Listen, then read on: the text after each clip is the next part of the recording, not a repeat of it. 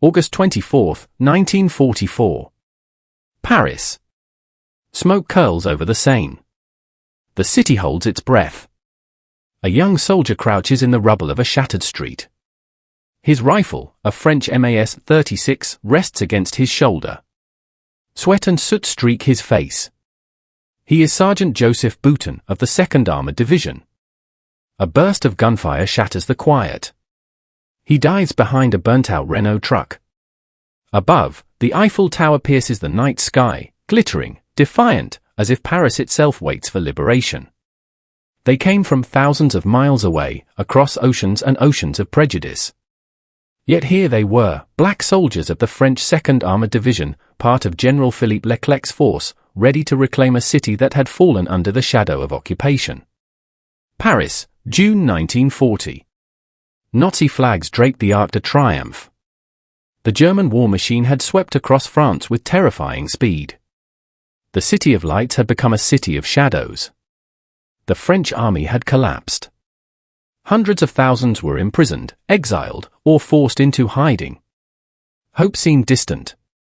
Across the Atlantic, in the United States and Africa, thousands of men enlisted in Free French forces. Among them, African-American volunteers and colonial troops, soldiers often relegated to labor or menial tasks due to the color of their skin, yearned to fight. Among these forces, the 2nd Armored Division, led by General Leclerc, became a spearhead for liberation. Within its ranks, black soldiers from French colonies, Senegal, Morocco, Algeria, formed a corps that would face the ultimate test, liberating Paris itself. Their struggle was not only against the German army. It was against centuries of prejudice, of doubt, of being told their place was elsewhere. Yet destiny had called them to the heart of France. The Allies had broken out of Normandy. The German forces were retreating. Paris, however, was not ready to surrender. The Germans, desperate, fortified key streets, bridges, and government buildings. Parisians were caught in the middle, hunger gnawed, fear lingered, yet whispers of revolt spread. Colonial troops, known as La Neuve, the 9th Company, were mostly Spanish Republicans who had fled Franco's regime, yet within them, African soldiers from the 2nd Armored Division marched alongside. They would be among the first to enter the capital. For Paris, he whispers. For freedom. Dawn breaks. The city is tense, alive with the murmur of revolution. German patrols are still present, but the resistance has begun rising. Tanks roll into Place de la Concorde. The 2nd Armored Division moves with precision, navigating barricades and debris. Lieutenant Amadou Sow signals his men. The French flag, long hidden, is raised on a balcony. Gunfire erupts. Short bursts. Tanks crush barricades. Smoke and dust fill the streets. Rapid cuts. A Sherman tank crushes a cobblestone barricade. German soldiers surrender. Parisians pour into streets, waving improvised flags. La Neuve, many of them black soldiers, lead the column down Rue de Rivoli. They are the first Allied troops to reach the Hôtel de Ville. Sergeant Boutin enters the square. He sees French citizens cheering. Some weep. Others embrace the soldiers. For the men of color who fought, it is a bittersweet moment. The city is free, yet recognition is scarce. History will remember Paris' liberation, but not always the faces that made it possible. The flags flutter over Paris once more. Children run through streets scarred by war. Yet behind the victory is a quiet truth: black soldiers, Senegalese, Moroccan, African-American, were essential to the liberation. They fought not only against the enemy outside the city but against the prejudices of their own armies. They brought freedom to Paris, yet often returned to obscurity. Paris was free. History, however, still had lessons to learn. Fade to black. Today, plaques, streets, and monuments remember the heroes of 1944. Among them, the black soldiers whose courage, tenacity, and sacrifice turned the tide in the heart of Europe. Visitors place flowers, children gaze at tanks on display, a faint echo of freedom ringing in the air. Their names may not always grace history books, but their deeds echo in every stone of Paris. And in every act of courage, they live on.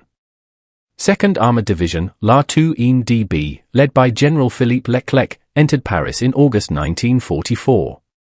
La Neuve, the 9th Company, largely Spanish Republicans, included black colonial troops, 1st Allied unit into the Hôtel de Ville. August 19 to 25, 1944, Paris Uprising and Liberation. Sherman tanks, MAS 36 rifles, Sten guns. Place de la Concorde, Rue de Rivoli, Hôtel de Ville, Eiffel Tower, Paris streets. Night falls over the outskirts of Paris. The streets are empty, but danger lingers in every shadow. A group of black soldiers move silently through debris-filled alleys. Among them is Corporal Mamadou Diop, a Senegalese veteran. Diop presses his ear to a wall. Footsteps echo. He signals the others. They know the Germans are retreating, yet some units remain, entrenched in buildings, ready to fight to the last bullet. Every movement is a risk, every step, a test of nerve. Soldiers whispering, checking maps. Resistance members coordinating signals with lanterns. Broken trams, overturned carts, rubble everywhere. The irony is heavy. Here are men who were once told they could never fight alongside Europeans, now entrusted with liberating the very heart of France. The first shots echo through the narrow streets. German patrol spots a French soldier. Burst of gunfire. Soldiers dive behind debris. Sherman tank rumbles over cobblestones, crushing barricades.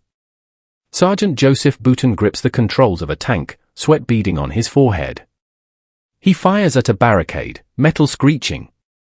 For La Neuve, each step into Paris is a fight, not only against the enemy but against history's silence. Push forward. Boutin shouts. For Paris, for freedom.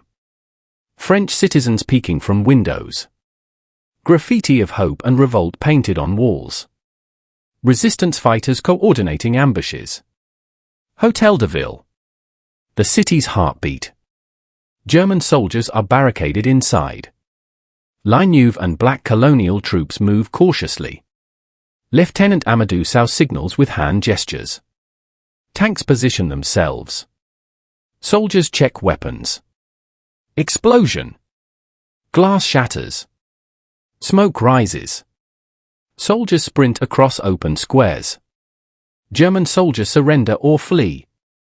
Civilians cheer, wave makeshift flags. It is chaos, yet amidst it, a strange order emerges. Courage drives every step. Every decision carries the weight of countless lives. Corporal Mamadou Diop helps a wounded civilian. The child clutches his arm, eyes wide with terror and wonder. They are liberators, heroes, yet their names will often remain unspoken in the pages of history. By afternoon, Paris is awake. The city breathes again. Soldiers and citizens embrace in the streets.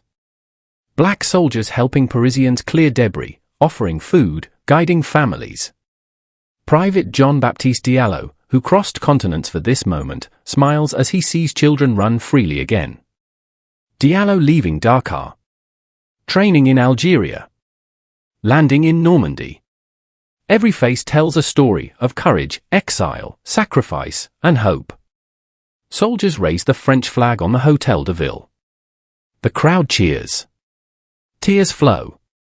Tanks roll down Rue de Rivoli, breaking through barricades. Paris is free. The city hums with life once more. Yet, in the shadows of history, some heroes are overlooked. Black soldiers standing quietly, watching Parisians celebrate. They fought for a city that had yet to fully see them as equals. They faced not only the enemy but the weight of centuries of prejudice. Soldiers shaking hands with civilians. Children waving at tanks. Smoke rising from distant fires, fading in golden sunset.